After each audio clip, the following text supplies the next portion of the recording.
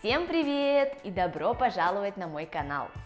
Меня зовут Алина, и я помогаю студентам русского языка заговорить на русском более уверенно и естественно.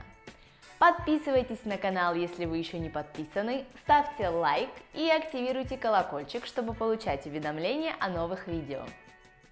Произносить слова на иностранном языке иногда бывает не так-то просто, правда? Поэтому предлагаю вашему вниманию 10 слов в русском языке, в которых студенты частенько допускают ошибки, а некоторые из них даже бывает сложно произносить носителям русского языка.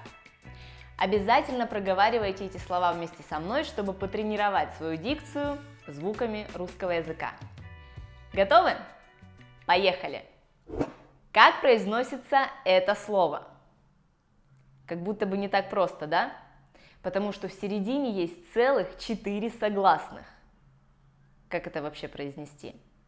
Но на самом деле все гораздо проще. Здравствуйте. При произношении этого слова выпадает буква «В», которая находится в середине. И таким образом мы не говорим «здравствуйте», а мы говорим «здравствуйте». Уже проще, да? Хотя «здр» тоже надо потренироваться произнести. А вот второе словечко. Это одна из станций московского метро, в котором ситуация обстоит точно так же, как и со словом «здравствуйте». 4 согласных в середине. Только здесь никакие буквы не выпадают, но происходит другого рода магия. И наше «с-т-с-к» превращается в «ск». И получается марксистское. Марксистское. Уже проще. Следующее слово. Кто сказал «конечно»? Это неправильный ответ.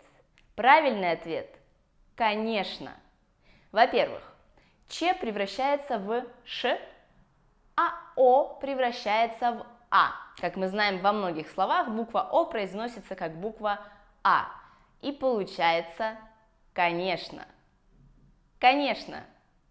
К сожалению, в русском языке слышится не как пишется, и пишется не как слышится. Да. А как насчет этого слова? Счастье. С «ч» меняется на «щ». Тоже гораздо проще, чем если бы мы говорили «счастье». Счастье. Пожалуйста. В этом слове не произносится буква «й», поэтому мы не говорим «пожалуйста», а говорим «пожалуйста». Теперь словечко подлиннее. Усовершенствовать. Здесь никакие буквы не выпадают, ничем не заменяются, просто это слово достаточно длинное, и, возможно, не у каждого получается его произнести с первого раза. Усовершенствовать. Усовершенствовать. Ребят, следующее слово – это мой страх. Маршрутка. Это очень сложное слово, и я прилагаю огромные усилия, чтобы его произнести. Маршрутка. Как и многие другие слова, в котором есть сочетание звуков «ш» и «р». Шрам, шрифт, шрек, маршрут, маршрут. Маршрут. Кстати, слово маршрут и маршрутка, несмотря на то, что похожи между собой, обозначают разные вещи, хоть и в какой-то степени взаимосвязаны. Маршрут – это направление движения, путь, дорога. А маршрутка – это такой микроавтобус, который ездит обычно на короткие дистанции по городу. И это сокращенное название от словосочетания «маршрутное такси». Но так никто не говорит, и все этот вид транспорта называют маршруткой. Хотя можно было бы придумать что-нибудь попроще. Так, это слово тоже не из простых. Картридж. Тут тоже все буквы остаются на месте, просто нужно научиться проговаривать его быстро и четко.